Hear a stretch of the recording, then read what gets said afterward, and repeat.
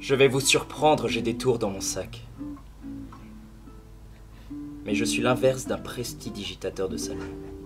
Lui vous offre une illusion qui a l'apparence de la vérité. Moi, je vous offre la vérité, sous le masque plaisant de l'illusion. Dans les coulisses. Je suis le narrateur de la pièce. Et aussi l'un des personnages. Les autres personnages sont ma mère, Amanda, ma sœur, Laura, et un jeune galant qui fait son apparition dans les scènes finales.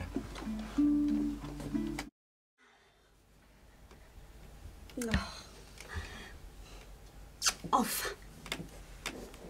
Tu sais, les jeunes filles qui ne sont pas taillées pour faire une carrière dans les affaires finissent généralement par trouver un bon mari.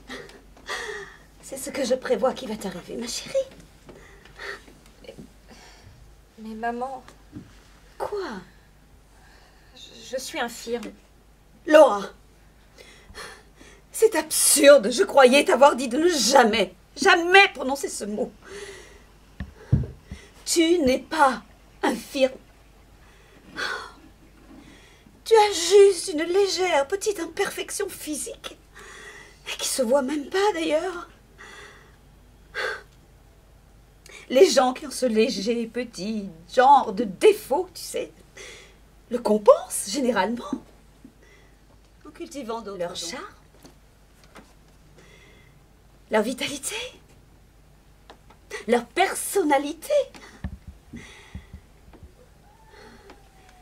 leur charme. Oui, c'est ça. Leur charme. C'est tout simple, ma chérie. Tu verras. C'est tout simple.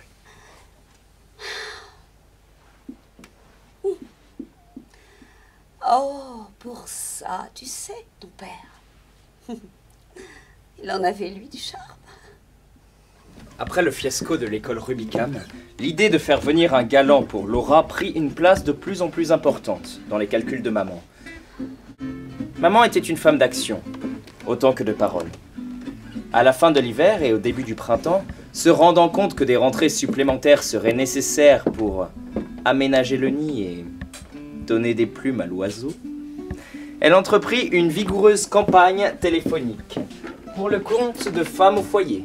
Un de ces périodiques pour mères de famille est spécialisé dans les sublimations feuilletonesques de certaines femmes de lettres. Ida Scott? Amanda Wakefield à l'appareil.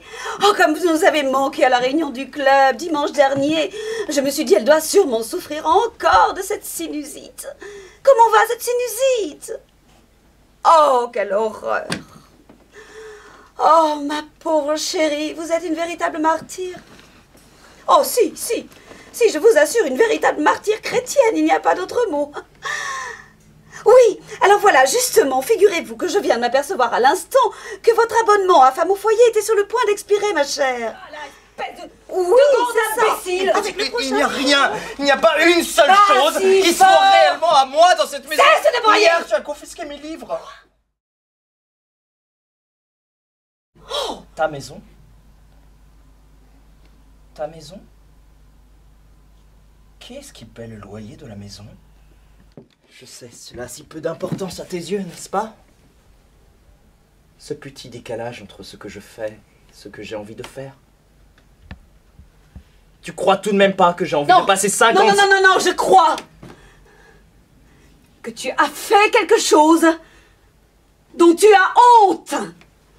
Voilà la raison d'une pareille attitude. Abandonne ton travail. Tu crois que j'ai une folle passion pour l'entrepôt? Tu crois que je couche avec la société de chaussures Continental?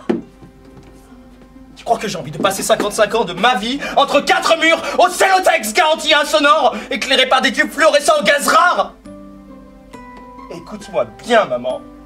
Il y a des matins, je préférerais qu'on m'aplatisse la cervelle à coups de barre de fer plutôt que de retourner au travail.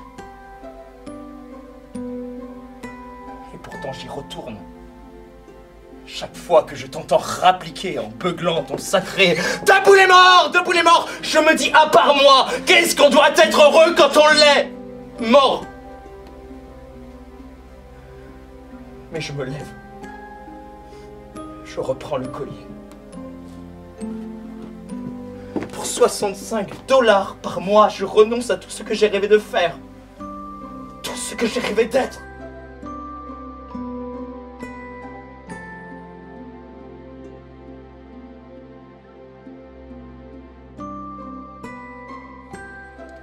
Au-dessus d'une cage de canaries.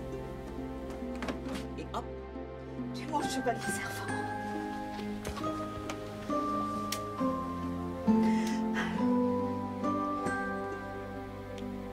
Voilà. Vous le tenez délicatement. Tendez-le à la lumière. Il adore la lumière.